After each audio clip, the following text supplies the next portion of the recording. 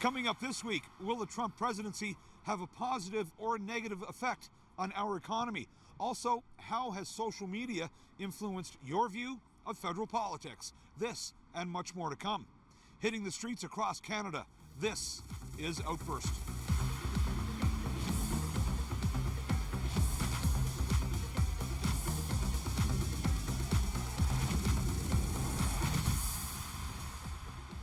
Hello and welcome to Outburst. I'm Glenn McGuinness. Well, Prime Minister Trudeau's trip to Washington to meet with new President Donald Trump seems to have gone without a hitch. The two leaders had a lot to talk about, with the economy being the focal point. Trump has expressed that he would like to renegotiate NAFTA, and that would certainly have repercussions on this side of the border. So, how will the numbers stack up for Canada in the long run? Our question: will the Trump presidency have a positive or negative effect on the Canadian economy?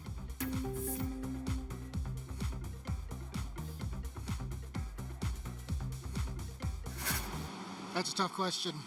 It depends on how we deal with them. We could find a way if we don't work with them, we try to work against them, things won't work out. I don't know. It could go either way. The way you read it in the media, it sounds like a lot of negative, but I'm not sure. I guess time will tell. I really don't know. Trump is sort of a wild card. We're not sure what his economic policies are going to be. He talks tough on trade on one hand, and he says, something else differently afterwards. So we're not really sure what's going to happen with him. Personally, I believe that it will have a negative effect just because the way that he deals with his business. I don't think it really aligns with the way in which Canadian policies strive to align their policies. But yeah, I think it will be negative. I don't think he understands how closely intertwined our economies are. So his ideas are too simplistic. But he has enough clout that he can basically make Canada bend to his will. So yeah, I'm a little concerned. In some areas negative, some areas positive. It's the unstableness of the president that worries me more than anything else. But the last Trudeau mission to Washington, I thought it went quite well. Well, I think it'll have a strongly negative effect on Canada's economy. It's the protectionism is definitely something that, with our trade, we have so much trade going to the U.S., so having their protectionism will make it harder for us to kind of have our product in there, as well as product kind of moving through Canada, through the borders. I think it's going to have a very bad effect on Canada's economy. Well, I think we have to see how it's going to affect the economy. I think there's a lot of fear about how it's going to affect the economy, and sometimes fear has its own effect before actual policies. My bigger concern is the effect it's going to have on the Mexican economy. So his threats to limit remittances back or to block migration generally will be very strong. And I think the instability of his policies is what could be more challenging for Canada's economy, but concretely it's yet to be seen. On the Canadian economy, I mean, it really depends on what his views are on NAFTA and if he will stay true to his campaign promises that he will renegotiate NAFTA, or if him and Trudeau can navigate the new relationship between Canada and the U.S. It'll be challenging. I have faith in our government to be able to handle Trump, and so I don't think it'll have any effect on us whatsoever. Pretty difficult to say. It seems like it's going to have a negative effect because he's the first president in the last 20 years who has come out so strong against NAFTA, which is critically important to the Canadian economy. But I think it's all bluster. I don't think it's in the U.S.'s best interest, and I really hope his advisors keep him in check. I mean, we're their number one consumers, so I'm hoping that, it will all work out together in the end with the pipelines, the manufacturing, building bridges. A lot of the policies that he's talking about setting forward don't seem to benefit us from a social standpoint, but from an economic standpoint, they do. So I think that it might be beneficial economically, but the bottom line isn't always money. So with that in mind, it's important to keep that in mind as well, yeah. Well, that's a tough question. I'm hoping it could be positive. So yeah, I would say positive. Well, he's looking out for everybody, I think, in the long run, and he's trying to change things, meaning everything from trade to what you see he's doing down there I have to give him credit. He's a man of action. I like that. That's a very difficult question to answer this early in the Trump presidency. And I think it depends on your point of view. If he decides to restrict through NAFTA's closing down, we could have a rough ride for a while. My guess it will have a negative effect because I think as Canadians we think very differently, and I'm not sure if the relationship is going to stay really strong, but I don't know that for sure either. He hasn't done that much yet. So it's like you kind of have to look into the future and hope. I mean, he signed that order for the pipeline, so if it goes through, it will definitely have an effect.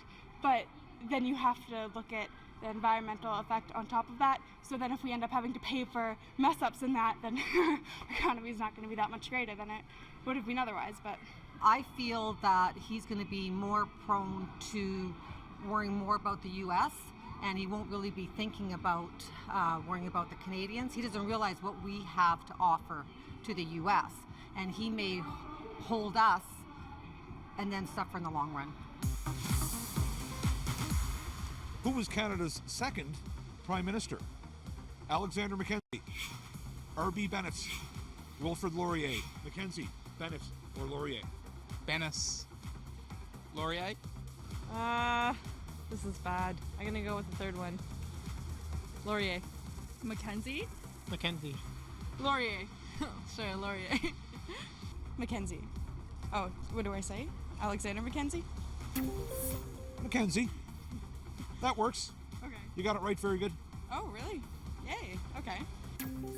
Alexander Mackenzie served as Canada's second Prime Minister from 1873 to 1878.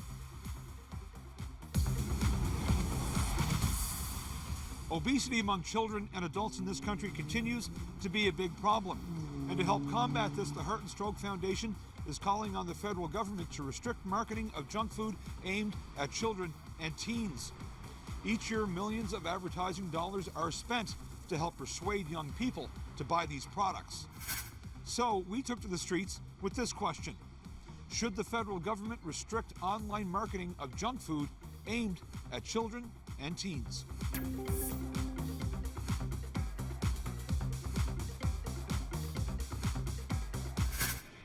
my thing is that even if it's online, they're going to see it everywhere else too.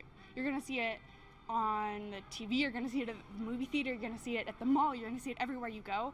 So to a point, it doesn't have that great an effect, just limiting it. I mean, they definitely could, but I don't see it having as big an effect as they would hope for. No. And the reason is I think everybody has a choice, and parents should be the ones to be educating and schools should be educating. But I think as far as like online marketing, it's mostly adults that are shopping online, more so than children. Nah. How come? I mean, they're gonna go buy junk food anyways, you know what I mean? Why restrict it? I mean, advertisement. Let them free advertise whatever, it's all good. Well, I work in the medical field and I see a lot of that type of thing come into play, and I think that maybe just lessening things that are available in schools, like canteens selling healthier options, would be better for that, just because parents don't have full control over everything in a child's day when they're at school, or, you know. So I think that would be a good idea. I think it would be a great idea. We do have a lot of problem with childhood obesity in North America, and Canada's not exempt from that. And there isn't really any great need for children to have to watch about how much sugar they should have every day. I'd be for it if the government can do that. Absolutely. I think that it's a huge problem in our society now. Our children are not as active as they once were, I don't think. And yes, childhood obesity is huge. So I think if they can stop making, and sugar seems to be currently the big killer of all of us. So I think we need to do something about that. I think kids and teens know what tastes good, but often they don't know enough about, the effect it can have on them in the long term. Everybody's young once, and you need to have a little bit of fun, and that includes junk food. But I think the internet's much more pervasive now in young people's lives than, say, ordinary advertising was when I was a kid. So Yeah, I don't think it's overstepping to do that. I actually haven't thought about that, but I do think it's a big issue because children are growing up eating foods that they don't even know are unhealthy for them, and they're consuming so much sugar. But I think that maybe it would be a good idea to restrict marketing, have that exposure reduced a little bit. It's a complicated issue, but yeah, I think so. It's the way you see the marketing is nowadays. It really is aimed at it's aimed at making people seem like it's a good thing to have all this junk, and it shouldn't be targeted at children. So it should be kind of a government's role to prevent that from happening, because it's hard with all the marketing and the media nowadays. It's so hard for it to be. It's just so accessible. It's just everywhere around us nowadays. So I think so. Yes. Absolutely. Sugar. The sugar industry has gotten in every single processed food, and they've been fighting government forever on this. And this is something that I think is important, because obesity is a problem. The government should look at ways to regulate marketing from corporations. I know in general we have nervousness sometimes about how we regulate corporate activity, but I think when we look at what's on balance important for the public interest, and nutrition and diet of kids across Canada is super important. So I think I'd be interested to look at what the options are to limit that, yeah. I don't really have that strong of an opinion on this. I mean, sure, but I do think that even if you regulate it, teens will still eat junk food. So I don't know if it'll be that impactful, but I'm not opposed to it. I'm a firm believer in that the government should not deal with ideology but more order. So if it's not affecting organization and people, being effective in an everyday environment, I don't think it should be tampered with. I think that's more personal preference rather than, a system that implements order and authority. So if people regulate ads online, it won't really be freedom of choice, because people won't know the options they have, right? That's tough. Probably not. I mean, online marketing is very difficult to regulate, and I don't think the government is capable of doing it. I think it would just be a waste of resources. That said, there should definitely be a social effort to make sure kids aren't being overexposed to marketing for unhealthy products, of course, yeah. I think basing knowledge base, putting knowledge base out there, to having people decide for themselves what's good for them and what's not. So education, I believe in education, and I really believe that education moves and allows people to make decisions for themselves. So that's where I'm going to leave it at, is educate people and give them the opportunity to learn. How many Canadian prime ministers have served during Queen Elizabeth II's reign? 11, 12, or 13? 13. 11. I'm gonna go with 12. 13. 12. 12. The answer is 12. Nice. Good for you. Thank you. Thank you. Since her coronation in 1952, there have been 12 Canadian prime ministers who have served under Queen Elizabeth II. They are Louis St. Laurent, John Diefenbaker, Lester B. Pearson, Pierre Trudeau, Joe Clark, John Turner, Brian Mulroney, Kim Campbell, Jean Chrétien, Paul Martin, Stephen Harper, and Justin Trudeau. Canada's defense spending has been described as modest.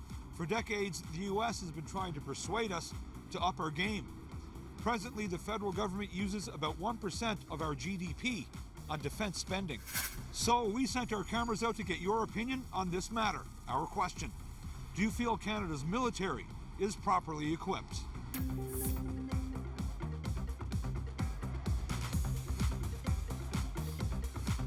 I'm going to have to say I don't know. I think the problem is the government needs to decide what they want our military to do.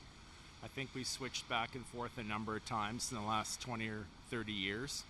And so it's hard for me to say what they need.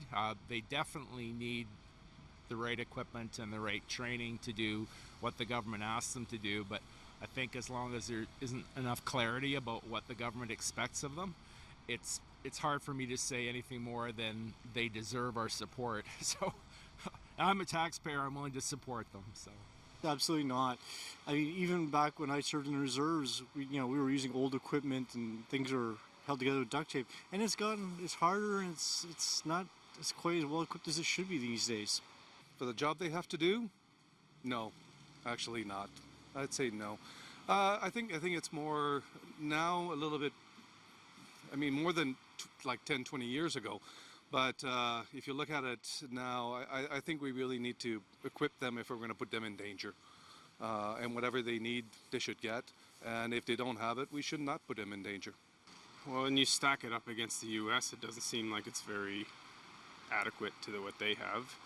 I'm sure Canada should probably put some more money into it. I think that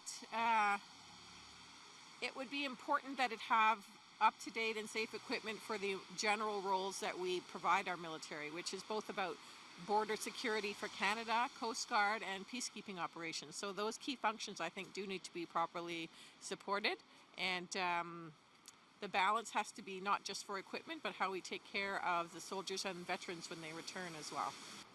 Well, got to cut back on spending money. We don't ever go to war with anybody. Should probably cut back on that. Keep the money for other things. They pay back the budget, because that's what they're trying to do. If there's a war or something, then buy military stuff. That'd be a good idea, I figure. No, I used to be in, and we had a lot of old equipment. We had rusty rifles. A lot of our equipment, it wasn't, like I'd be wearing uniforms that didn't fit me properly, so I think they need more funding. In terms of, is Canada's military equipped? Not to fight the U.S., not to fight Russia. They're both next to us. And if a group of countries comes and fights us, we can't do anything about it. Who wants to fight us? No one really, because they're really not going to benefit. Yeah, I think this is the kind of thing that shouldn't really be discussed in politics. We should have a military that just knows what it needs in terms of equipment, and government should just respond to that. Again, so there's a question of a perceived threat. Do I believe that there's a threat out there attacking Canada? No. So are they equipped to defend us if anything happens? I would say yes, but I don't think that there's a necessary threat out there that's attacking Canada right now. So I don't think we put as much emphasis on our military as we do the U.S. or other countries. So I think we're more of a peacekeeping nation as more of a going to war nation.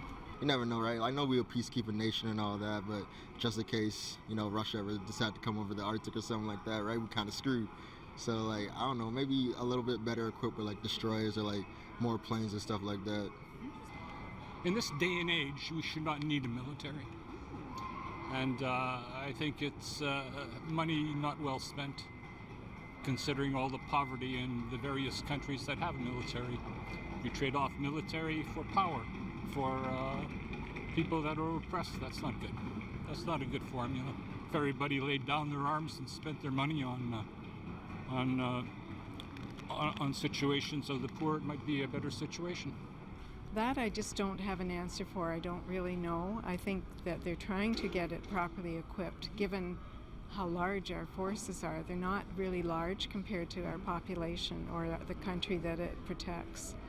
I would say that I don't have a really strong opinion, except that I know because our military is being sent all over. I'm not sure that they have enough of what they need, but then again, how do I know what they need? There's all these new equipment that are available everywhere. I think they're doing an awesome job wherever they go, but I don't know if they're really properly equipped or not. Probably, my guess is not, but I don't know. These days, the way people communicate and share information around the world has changed dramatically. The internet, with Facebook and Twitter, has played a huge part in that. Social media has also influenced the way politicians reach out to the voting public. So, now that we're in the age of instant communication and information, we took this question to you. How has social media influenced the way you view federal politics?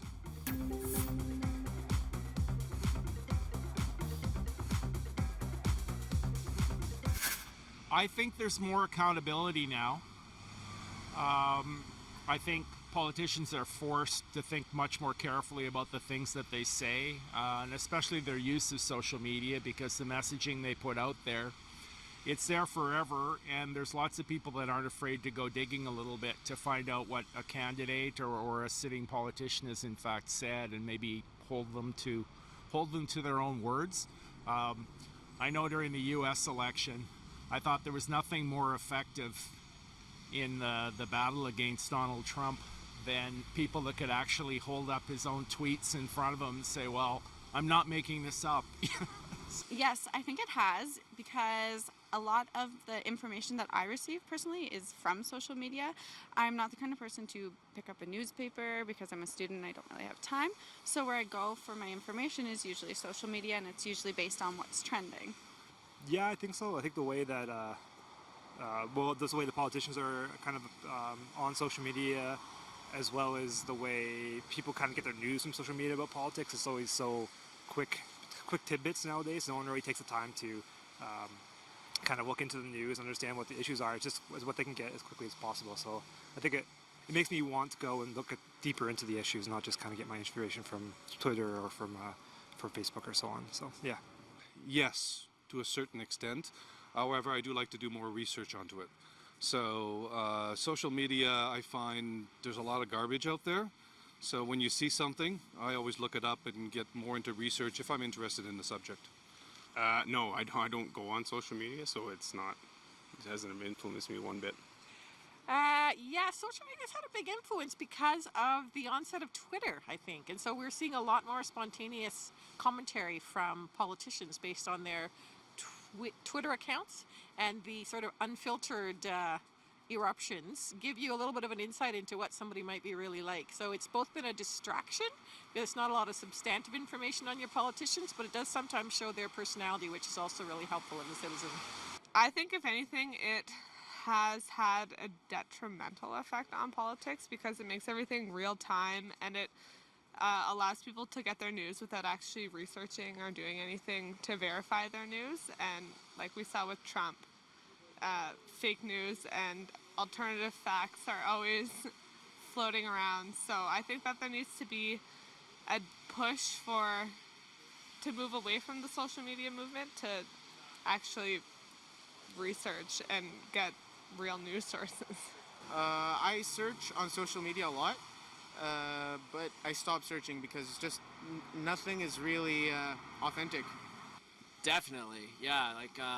So I'm 33, so I voted in my first election when I was 18, and social media wasn't a thing.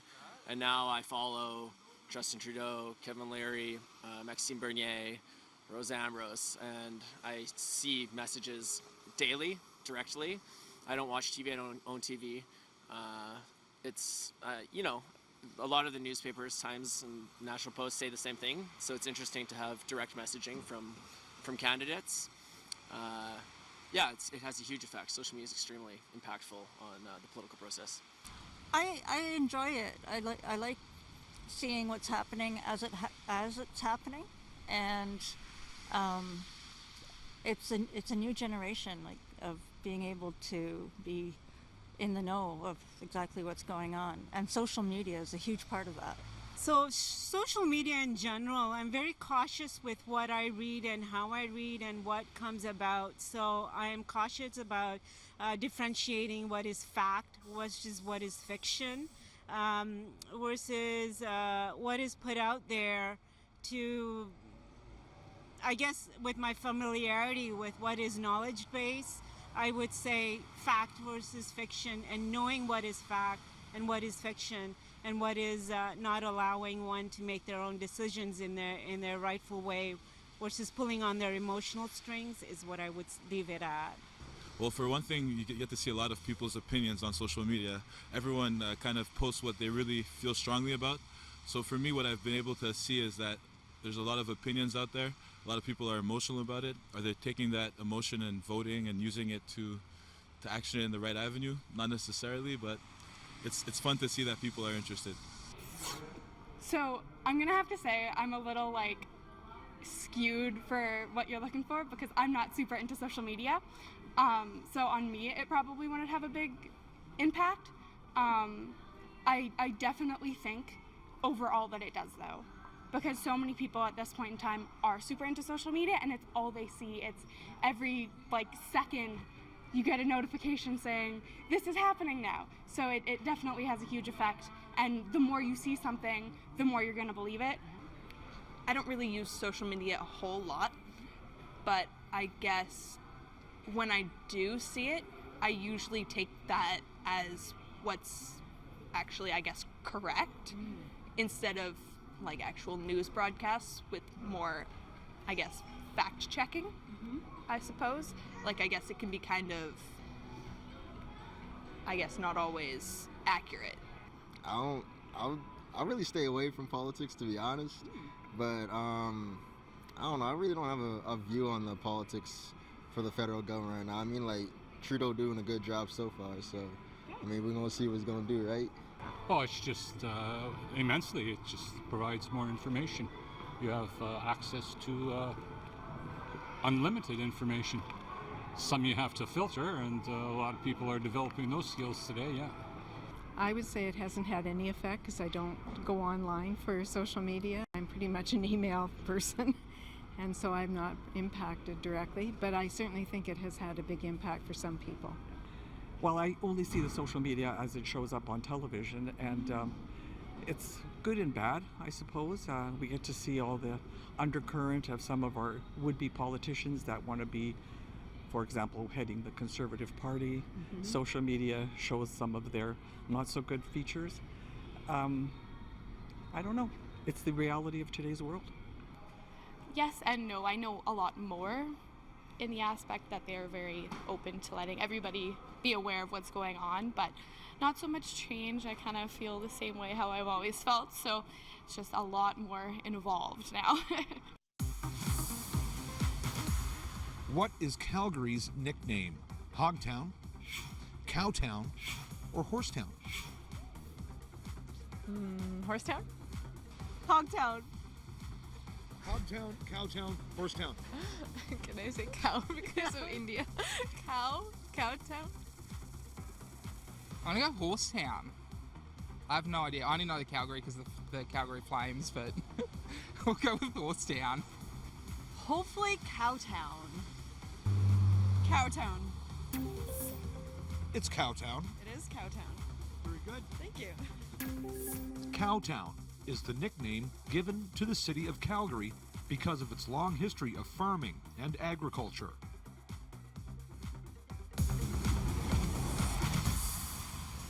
That's all for this episode of Outburst. Like what you see? Well, you can watch more episodes on our website at www.cpac.ca, on our CPAC TV To Go app, and also on our YouTube channel.